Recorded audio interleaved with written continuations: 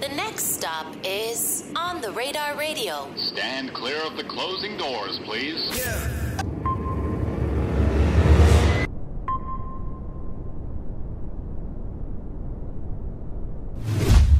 Yes, sir, baby. On the Radar Radio. Yo, special guest back in the building. Phony people in the building. Yo. Hey, guys. What's up? Welcome back. You guys are such an important part of On the Radar history. And I want to give y'all flowers, right, for everything that y'all have done music-wise, right? But then I also want to thank y'all for everything that y'all have done for On the Radar, because whether y'all know it or not, like Phony people being one of the first, I want to say 10, I can't even look back because YouTube won't let me do that no more, but like 10 to 15 artists who were on the show, and definitely the first artist that a label brought me. Like, y'all definitely opened up a lot of doors early on for the show. So I want to thank y'all first and foremost, because this place wouldn't be here if y'all hadn't been on the show early on. Wow. You know I appreciate so I want to thank y'all for that, and I want to Congratulations to you, bro. Congrats, Thank you. Congrats on Congrats all to the y'all. success. Congrats on all the progression. Yeah. You're in a new spot now. Everything comfortable. I found parking. The whole way down. Oh yeah, we got I got stacks in all. It's lit. Nah, but I'm happy to have you guys here, and I'm happy that all y'all have been doing well. You know what I'm saying? Congratulations. I heard you guys are number 2 on the rhythm chart. Oh, let me get the exact verbiage for the chart. Yeah. Number 2 on the Billboard Adult R&B Airplay chart. Hey. Nowhere but up, man. Congratulations. Thank you so much. Man, it's beautiful. Thank you. Well, the first thing I want to ask y'all, man, is like, we haven't seen each other in like 4 years. How's these past couple years been for y'all through the pandemic and everything? Ooh. Been ups and downs like everyone, I would imagine. I mean, like we were traveling a lot before COVID. So With Pusha. that was one of those. That was one of those ones. Yeah, We did I Pusha and forgot then about our that own too. tour. Yeah, like right after. We did the Pusha tour. We did a lot of international runs too, and so the COVID just like it kind of came at this point where we were like, "Yo, I'm tired of traveling. So, oh my god, I need a break." And then the world was like, "All right, I got you." I got you with an extended break. Yeah. So then we were all at home for a while, but we're in the middle of making an album, so it just very much threw a monkey wrench in that whole process, and we just had to refigure out how to do it, refigure out how to like interact with each other, refigure out how to like make sure we were staying connected with fans and everyone else, and so it threw us off a little bit, but I think we came back around. Right. I was going to say, like, what do you feel like during that time?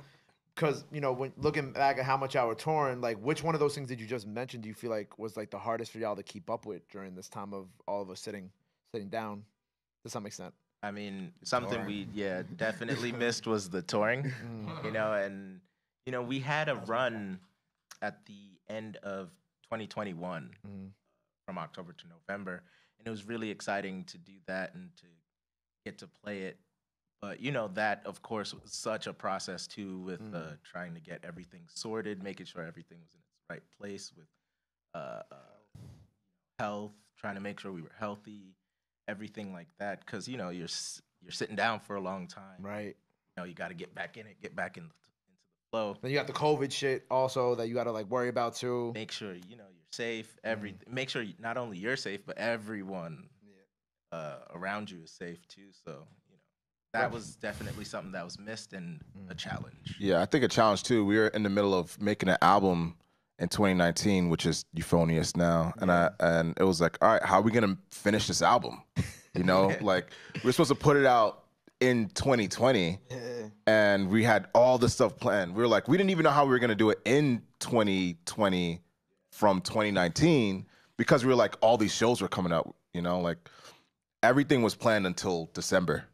And it just like COVID hit, and I was like, all right, well, we're home. We get to work on the album, but how? You know, like we can't be together. So I mean, we found ways. We learned also in that time the importance of Zoom calls. We did not know about that's that. a fact. I was definitely about to say like a lot of streaming took place. Like we learned just a lot of things just about how to connect online without actually being there in person. Even to this day now, we're Zoom calling like every Monday or Thursday, you know, right before big events. And the pandemic kind of, you know, showed us that, which was, you know, cool. And just little creative things online that engage the audience a little bit more. The pandemic, you know, definitely sparked a lot of that too. So, right. You know, it's It was a crazy time, but there was little tidbits of good to pull from it. Right. You said with making the project, like, was it all being made on Zoom together, or were y'all actually like kind of doing like the link ups, trying to get some of it together? was made on Zoom, and then after we were like, all right, you know what, let's link up at Matt's house, and then we started just doing things at Matt's house. And Elijah had a studio that was not too far from here, and in Bushwick, and we were doing a lot of it there, and then eventually we're like, hey, we back. All the restrictions, as they got lifted, we were right there with it. So as soon as they were like, okay, you can start getting together with like known, affiliates or people that you're generally working with or whatever, family or stuff like that, we were like, all right, well, let's risk it. So we were risking it all, just coming to Matt's house and being around each other. We low-key also like, we like started a fake podcast, like weekly thing. Yeah, we were just, around I remember seeing that during the pandemic too. Yeah, which was completely Zoom based. Like we were all just at home. You know what I mean? Like we had Yellow duck. Yeah, we had a soundboard for like sound effects. We had guests every week. It was cool. Yeah, I think we're all from New York, so like we could admit it. Like there was many points summer 2020 or summer even like before summer 2021. We was all outside, Fully outside. Fully outside. Let's keep it. Let's all just keep it a buck. Like we all on Nostrand Avenue. Like it looked like there was no pandemic at all, bro. Like everybody was outside. Right. Everybody. Like I went to the corner. I'm like, man, it's about to be like I haven't been outside in like 3 days, and people on the corner just chilling. Like. Yeah. Blizzed up. Liquor stores was full. Yeah. Crazy. I was about to say Prospect Park in like July. Oh, man. Oh, yeah, forget it. What? Nah, but I honestly, before that was happening, when everybody was really scared, anybody who drives in New York knows it was honestly like a perfect place to be. This place, it was never anywhere better than New York. Oh my God. Yo, I was going to get food and coming back home in like 13 minutes, dog. Like, it didn't matter. Like, all the streets were clear. With your hands. Look at that video. Hell yeah. Bro, The best video to come out of the pandemic, hands down. It's a virus. They move in families. Everybody was stressed. But I was about to say, like, even like when it's funny because like we're all talking about doing things on Zoom, but then I know in the back of everybody's heads in here, we're all like, yeah, but then the July came around. And then, you talk about Nostrand, we're talking about Prospect Park. You think about like Litnick and shit like that. You're like, oh yeah, people were still outside. 100%. But I think like that's like kind of the beautiful thing about like New York is like the fact that like even though all this was going on, like people were still finding time to like go outside, whether it be like at these places that we're mentioning, or even just like linking up. Because I even feel like even after a while of me doing like the Zoom interviews, which I fucking hated. Michael knows. Michael was on mad Zoom interviews with me, right? I hated them shits. But like even when I kind of got to go back outside and actually just like go to the studio with artists and shit like that, I was like, oh man, like at some point, we were all like, man, if I get COVID at this point, it is what it is. It's just like, I can't be in this crib no more. Did you ever get COVID? I'm doing what I love. Did you ever get COVID? Yeah, I actually just had COVID like a week and a half ago, too. Oh, nice. Yeah. That was my second time. Don't worry. Don't worry. Don't worry. I've been negative for a week now, but I've had COVID twice. I had COVID. Yeah, I feel you. I had COVID in December of 2021 when everybody else had it. Same. I got it for Christmas. You got COVID for Christmas, New Year's. Yeah. I think I got mine in May of last. Sound like a rite of passage. It sound like the way y'all Pretty talking much. about it. Have you not have COVID? You haven't had it yet? I had yet. Yeah. I feel like everybody's had it at this point. I'm lying. I feel like if you haven't had it, you and Rob are like the only people. Cal, you never had it? I did. I had it. I did have COVID. I had it once. Oh, you had it once. I did. Yeah. But I was just noticing the expectation that I should have had it. I was like, whoa, where did that come from? Like, I was safe. I feel like at this point, if you haven't had it, it's like surprising to me. You know what I'm saying? Yeah. It's like, how really? Especially with how like Like doing all the how shows. outside you be?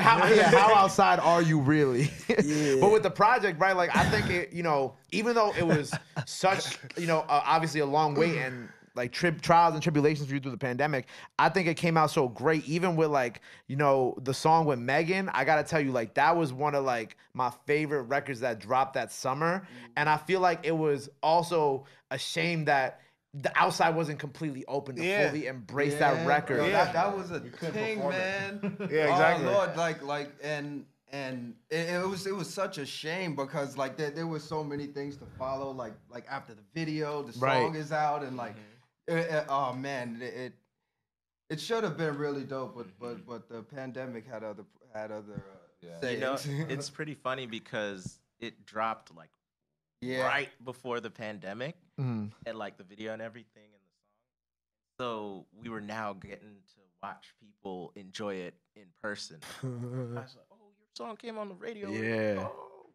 And then the pandemic hit, and people were still enjoying it. They just weren't enjoying it in like the setting where it that- should have been, like at a Exactly. party at the beach, you know, like. We were talking about that song even before Meg was on it. We were like just workshopping it like in front of audiences in like Japan, like just like we had just written it like a month before, and we're like, let's just try it.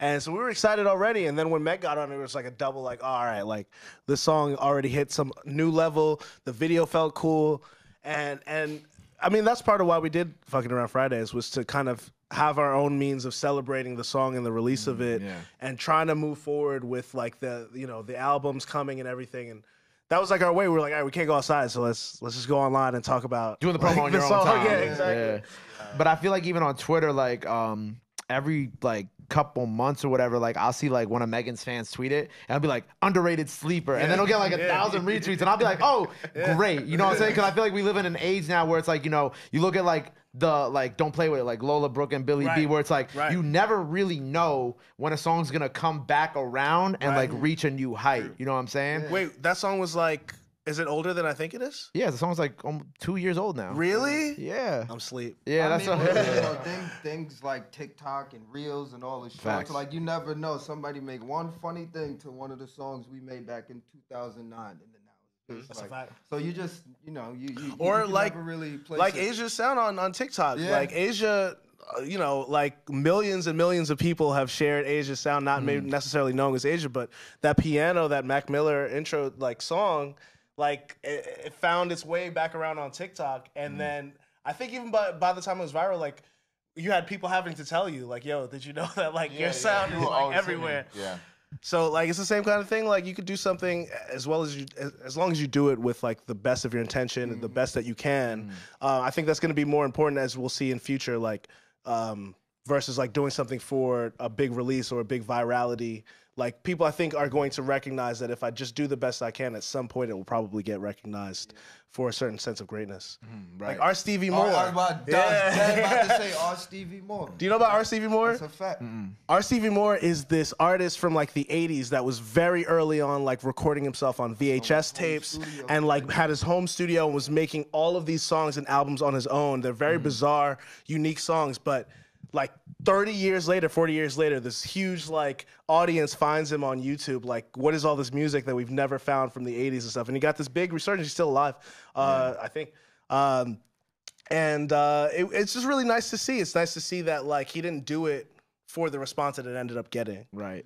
I think that, you know what that reminds me of? There's this artist, so there's a great documentary. I think it's like Searching for Sugar Man or something. I got to find the exact name, but it's about this artist who was from Detroit. He lived in like a trap house, right? But he made like, it was like 80s-ish, and he made this one album, right? And it sold like 11 units in America, right? And he made his home, whatever, but in South Africa, somehow the album got to South Africa, and he became an international success over there, to the point where even to this day, I don't know how old he is now, but even to this day, he can go to South Africa and sell out arenas. Wow. Just from the music he made in his own crib that nobody in America cared about, right? Well, now they care because, you know, the documentary won awards, whatever, so on and so forth. But now it's like, if you look at his fan base out in Africa and South Africa, he's just this, and I mean, he's just this guy from Detroit. That's what they did with Hendrix. Yeah. They had to Yeah. take Hendrix to the UK to make him bigger out there, and then they brought him back. Yeah. Nobody So it's just was crazy. messing with him. Yeah. Because people be like, oh, now, like, you know, again, like with like Lola Brooke, Don't Play With It, or other records, it's like, oh, these things, like, this is just a new way of that. You know what I'm saying? Of things being able to have a resurgence and be able to come back around. So, like, I think people fail to realize that sometimes you just got to keep promoting the record because you really never know. You kind of don't know. Yeah, I just saw a TikTok of a girl who posted a video of her father who had been writing a book for 14 years. yeah. And then and it wasn't selling for like 11 years. And then from that one TikTok, now it's like a #1 bestseller. And you know what I mean? He's super excited and stuff like that. But imagine, like, you put 14 years of your life into this work that is unrecognized. And then because of one moment of exposure, your entire like all of that work is validated seemingly. What did he get? At least Milkshake? financially. My son got a little He got a milkshake. He was very excited. He said he felt very blessed. Or you look at like the guy who, the Keith guy who be reviewing all these people's food, and it's like some people who were possibly going out of business, and then now like he gets like the guy in Vegas, yeah, he's in Vegas, and he'll like, and he'll like, oh, the business was about to go under, but like he didn't do it because the business was about, like he did it because he just like the food. eating and the food out, and then everybody in the comments like, oh, I'm gonna go check that out too. And the next thing they got hundreds of orders and shit like that. So it's like things like that. I think it's hard to fake authenticity, and I think even if we don't recognize what about it we resonate with as an audience, like you can see when you believe something. Right. And and I was about to say, like, especially with Child's music too, it's like there's different type of artists. Like, you know, now like the more traditional modern day artist drops OD, right? Yeah. But like what y'all do with Child Project, like, obviously if you look between the two albums, there's a 4-year gap between the two albums. Literally like the last time I saw y'all, right? But you let those albums breathe, you know what I'm saying? So it's like, you know, obviously you got the song right now that's number 2 on the airplay charts, but a year from now, you never know. Like the song with Megan, like that could somehow be number 1 again because of X, Y, and Z promotion. So it's like, and you guys allow that time for people to breathe and find the music and enjoy it, and you know maybe make other things out of it too. There's so many songs on that project. Like we had a show the other day, and we was just skimming through some of the playback and stuff, and I'm like, oh snap, I forgot about Dial Tone, and I like been away. I'm like, yo, these and What It Feels Like. I'm like, man, I can't wait for these songs to find their way, just like Nowhere But Up, and people still find their moon around, People still find the moon, honestly. Yeah. All this time later, getting new, going to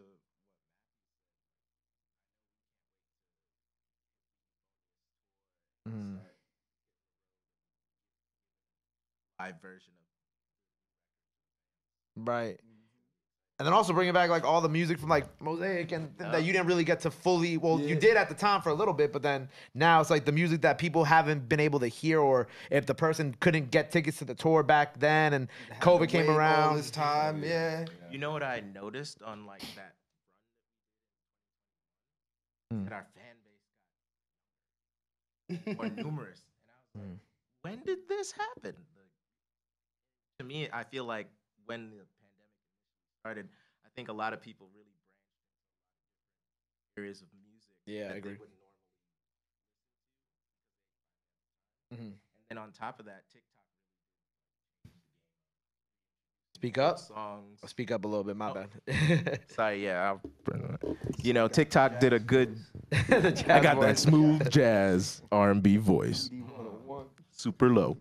And TikTok really did change the way that songs get reintroduced into the mainstream. Yeah. Yeah. I also think it's like, a lot of what I've noticed, especially with the younger crowd now, is like during the pandemic, like a lot of the people who grew up, who were kids during like the SoundCloud era, quote unquote, they're now making music too. And there's obviously like, there's some correlation to some of the music that you do and sampling, and then kind of leading it to some of the stuff that they're even doing. Cause like when I talk to artists now, like if someone like Rio Vaz from Jersey City, who kind of makes like a mix between hyperpop and SoundCloud, they would probably say that they're like, they obviously listen to people who are in SoundCloud, but then they also, when it comes to live instrumentation, they'll listen to like branch out and listen to other things too, which I think is super dope. Definitely. Like I did a Blue Note Jazz Club. Again, I noticed that the audience was really young versus when we were playing Blue Note Jazz Club in our earlier days. It was really inspiring to see that, like, oh, the kids are really, they're not finding just out. Yeah, they're going to like jazz clubs, different types of venues, not just, singular pursuits. I think that gives music and our music, people like our Stevie Moore, different people that may not be in the mainstream or the main like vein. It gives them a chance to sort of do smaller gigs and little things where people could find them and grow with them in the future. It's dope that the reach is there too. Like the fact that you could find this stuff pretty easily. Like you got playlists that contain like us and then some Stevie and then maybe some other stuff that you never heard of, internet, and then Like it's just easily accessible. YouTube, you can go down a whole day's worth of like related searches and then end on, you know, fly stuff. Is SoundCloud, you could go on mix after mix after mix, finding new songs and new songs. Like a lot of these kids growing up in even our generation, like we had the MySpace and the SoundCloud, just being online, finding music from blogs and stuff like that. So even today, it's even more accessible, you know. So all of these people and all of these younger kids finding a nice eclectic, you know, mesh of music, like it's not so far-fetched, you know, anymore, because YouTube related search is crazy and the Spotify playlists are crazy, and scrolling on TikTok, like it gets crazy. You find music of different style everywhere. So Also, there's no way you can't be influenced. certain music right? is timeless too. Like I've been DJing a lot for the last year, and one thing I've noticed is that like Donna Summer has not let go of the grip that she's ever had since the 70s and 80s. People really still love certain kinds of music, even if, I mean, my sister's 13, but even when she was like 5 years old, she still knew who Michael Jackson was. So I think that certain art, certain movies, certain, you know, obviously everyone still goes to the Louvre to see the Mona Lisa. Like certain forms of art are just going to live in our culture as humans for as long as they can. And as long as people have exposure to them, it'll just keep reinforcing how timeless that music is, because you'll see kids to older people to everyone enjoying it. You know what I mean? Right. Facts. Facts down. So we got tour, Gov Ball coming up. Yeah. Very excited, man. Congrats on Gov Ball. Thank you. Super stoked to see y'all out there, man. That's Yeah, hype, man. bro. That's gonna hype. be Like, our that's first like one. our first like crazy like New York based festival. Yeah, I it's could have us. sworn I had seen. I don't No, know 'cause why we I be thought playing y'all with had other done people, a that's festival in why. New York before. We did Afropunk. Well, yeah. Ah, yes, yeah. But, like, that's what I'm thinking of. Yeah. No, we didn't do Govlo Cali. We did, what was that festival? Whatever. Yeah, done Afropunk. Yeah, we've done yeah, yeah. Afropunk. For sure. Yeah, that we was. did another like festival. Like La La Yeah. But that was Cali. That was was yeah. Cali, yeah. We were back in Caliucci's back in the day. So how hyped are y'all for Gov Ball, man? Because it's like even like you know what we just talking about, like major festival back in New York, summer yeah, 2023, new album. It's like it's finally absolutely. like it kind of feels like everything's kind of back to normal in a sense too. Yeah. With that, Oh too. yeah. You gotta yeah. bring that heat. Yeah, That's yeah. it. That shit gonna be hot. Our sound engineer summertime. is really excited for us to play that show. You said who? Our sound and our Drew, our Drew? friend of house Drew? sound engineer, Yeah. he been real excited to play My the son show. gonna have that slapping. Oh yeah, he's the greatest. He's the best. I mean, I know I'm just super excited to play it. Like I love festivals, and it's been a minute. You know, it's been a minute. So Last one was Smoking Grooves, right? right? Yeah. Damn. Smoking grooves in LA. So that just that energy again, like feeling the air being on, you know, like you know the crowd, Summertime. like that like just feeling that. I'm very excited. I gotta practice more. Fully ready. It's on your A game. Yeah. No dropping of the sticks. No none of that. Watch me fuck double- up dropping dicks. Then we there and then somehow the stick you throw the stick and it just goes flying. And then we're like, ah shit. Be like, no. I practiced for this. Nah, you good. You good. Drumstick.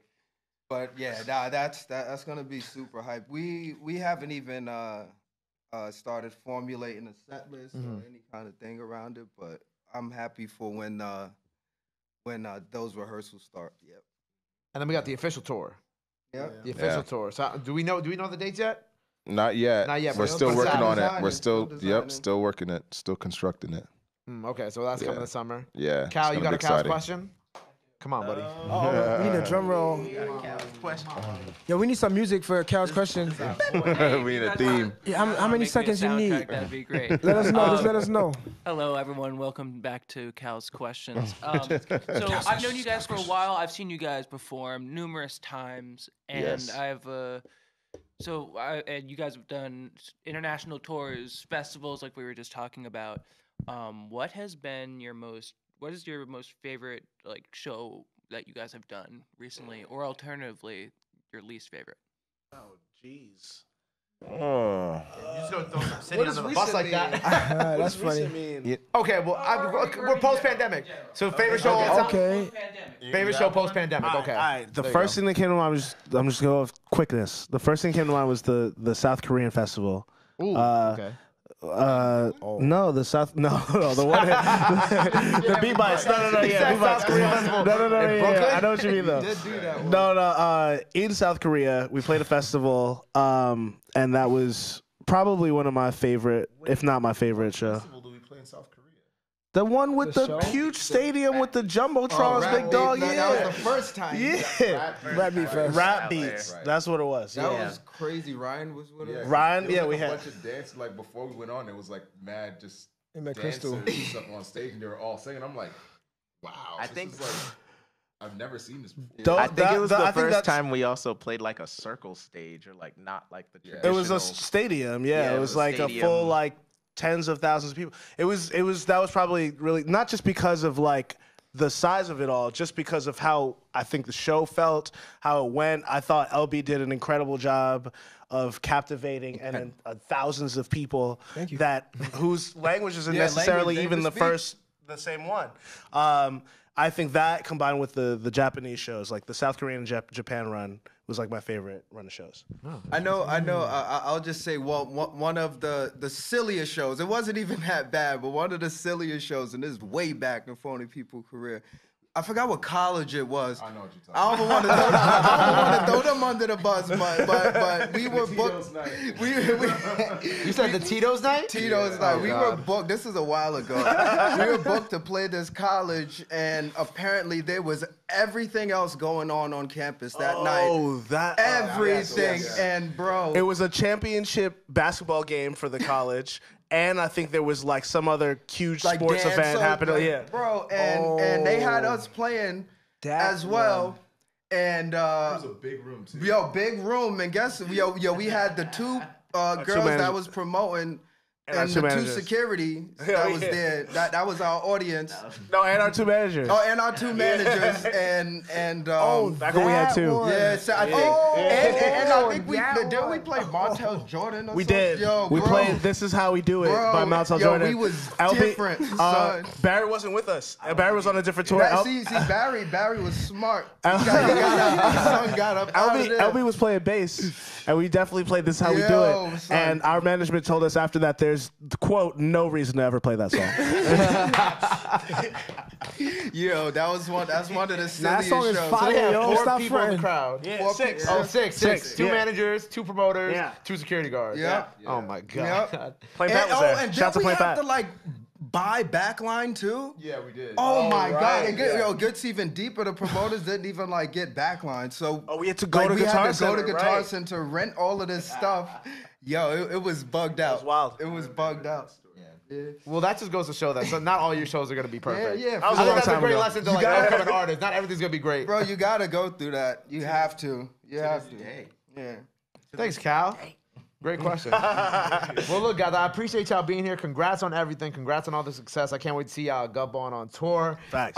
Before we get out of here, I know there's a lot of y'all, but all these two cameras are on y'all. So if you want to go around, let the people know they can follow you at. Anything else you want to let the fans know, now's the time to do it. Drop those individual grams, all that good shit. Start Asia. Aja Grant, AjaG.OTKeys on Instagram and TikTok, and Aja Grant Purple on Twitter. At Elijah Rock everywhere, except I only got Instagram. What's up, y'all? I'm LB3. I didn't say much today because everyone spoke so well. You know, there was, yeah, you can find me online, ELBEETHRIE. Yeah. Yeah. Oh yeah, hitting them with the bass voice. Hey everybody, I'm Barry Bass, and that's BARIBASS on Instagram, Twitter, and I think Facebook.